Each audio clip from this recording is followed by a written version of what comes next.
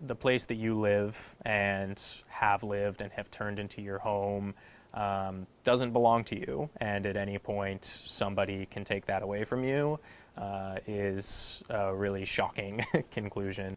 In March, Portland tenant Bradley Davis complained that his lease renewal offer was overpriced and violated Portland's rent control ordinance. After he complained, his landlord revoked the renewal offer. We were under the impression that our lease was going to be renewed with a legally allowable rent, and we faced the consequences. Portland's rent board found revoking the lease was retaliation. Plus, they found several other landlord violations, now recommending the city impose $8,700 in fines onto this landlord, though some rent board members were hesitant.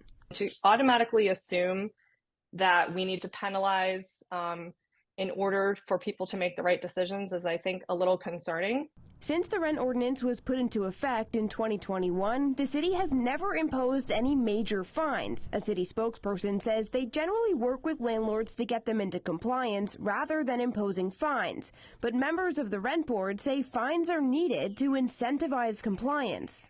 This idea of the only penalty being the landlord having to pay back the money that they overcharged doesn't encourage landlords in the future to not do this. It just encourages them to not get caught. In Davis's case, he says he's in negotiations with his landlord to find some sort of rental agreement. But Davis says even if she comes into compliance, the way the city enforces the rent control ordinance should change. I think that there needs to be more action from the city to actually enforce the policy and compel compliance,